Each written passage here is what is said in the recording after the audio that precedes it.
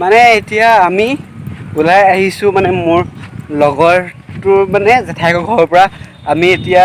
আহি আছোঁ মানে আমি এতিয়া যাওঁ হেৰিয়লৈ এইটো সত্ৰলৈ কালি অকণমান সত্ৰলৈ গৈছিলোঁ তথাপিও আজি আকৌ যাওঁ সত্ৰ মানে আহিছে ডিম্পুদাহঁতক লগ পাম আৰু বিকাশ দাও আহি আছে ডিম্পু দা আৰু বিকাশ দা দুইটাই আহিলে বুলি কোৱা শুনিছোঁ তো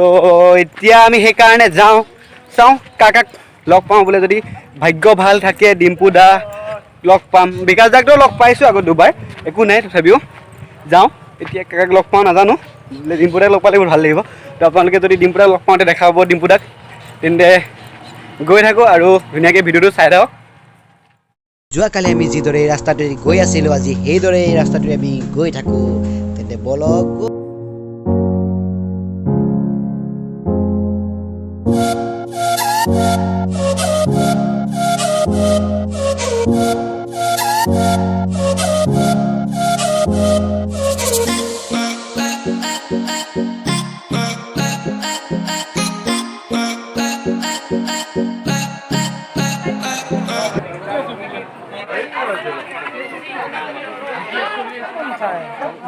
এইফালে অলপ কালি দমনৰ হেৰিটো আছে তো আপোনালোক অকণমান দেখা ল'ব এইফালে মোৰ ফ্ৰেণ্ডকেইজন এইটো দেখা পাইছে অলপ আগতে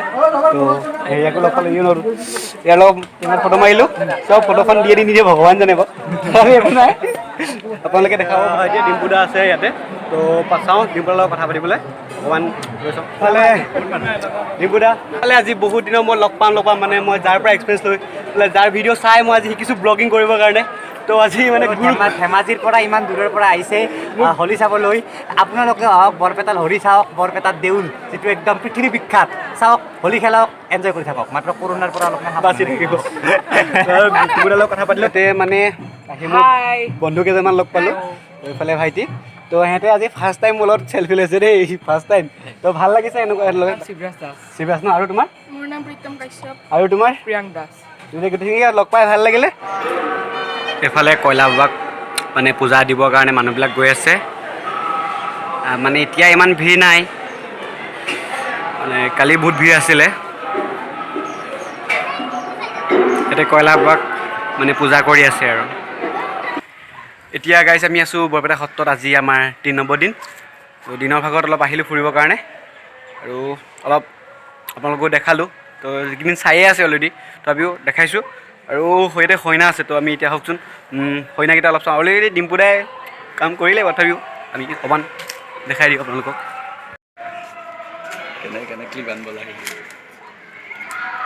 এয়া হইনা ডিম্পুদাক লগ পোৱাৰ পাছত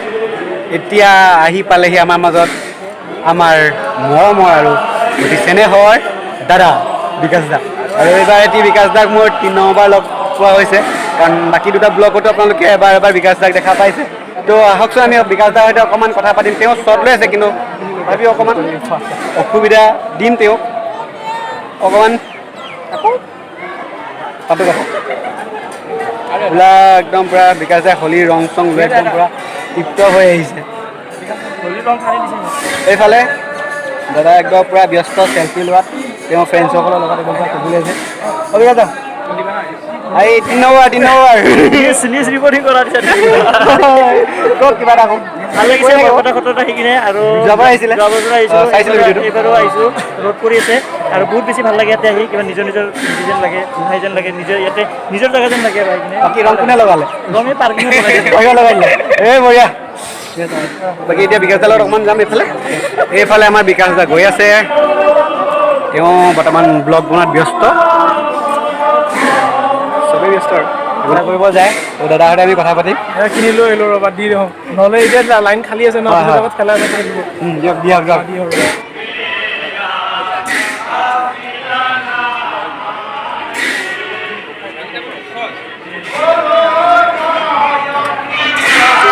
পূজা কৰি আহিলে নাই কৰিম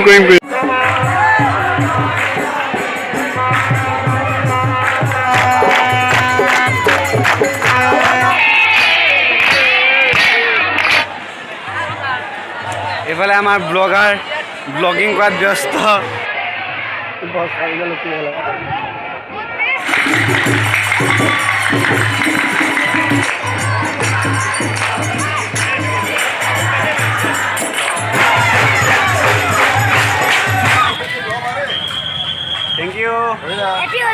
হলি গাইজ এয়া হৈছে বৰপেটা হলি দৃশ্য